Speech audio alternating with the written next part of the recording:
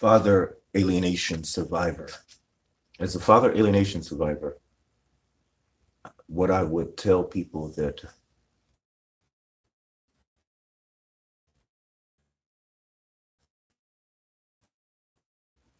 from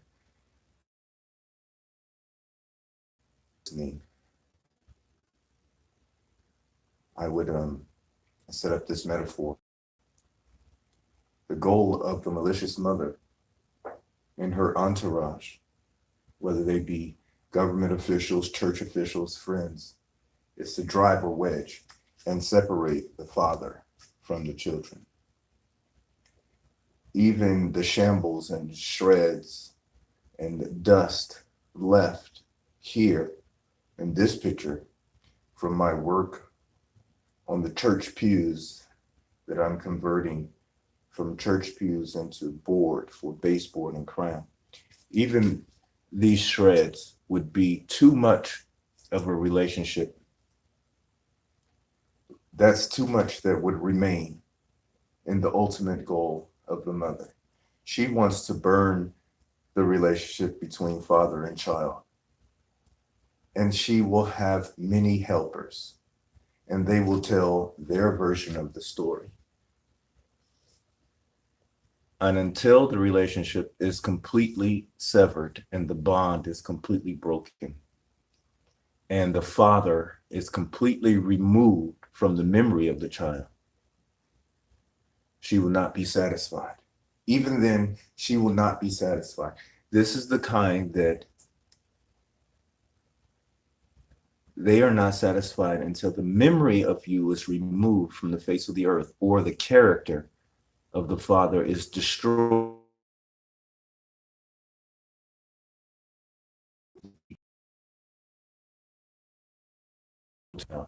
But it separates child from themselves. This is child abuse. This is done by force.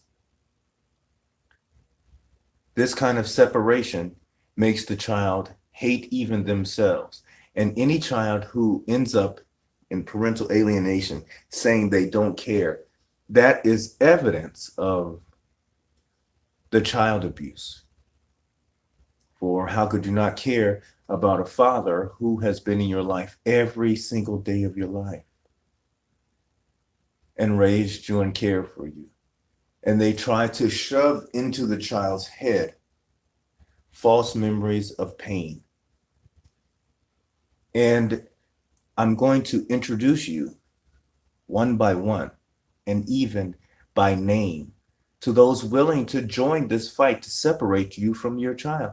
Those you have never spoken to, people you have never had a conversation with, will be so enthusiastic and act with such passion to so-called protect your children from you,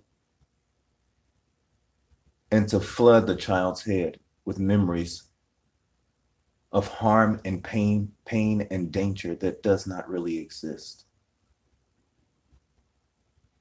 And this is possible because we keep their secrets, because they are not exposed, because they are able to move in shadows and in darkness. And now it's time to turn the light on these individuals. And how could a child protect themselves? When you begin to hear things like,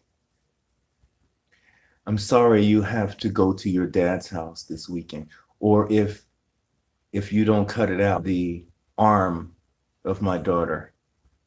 And this is when things were going, and she would cry and drop her off and say, you'll be with your dad for the arm of my daughter.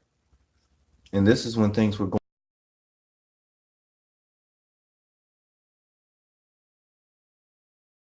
days. I'm sorry you have to be here. Mommy loves you. And she would write a little heart. I thought nothing of it. But looking back, I can see now that was the kindling of the initial wedge. And if you are a father who has standards and a father who plans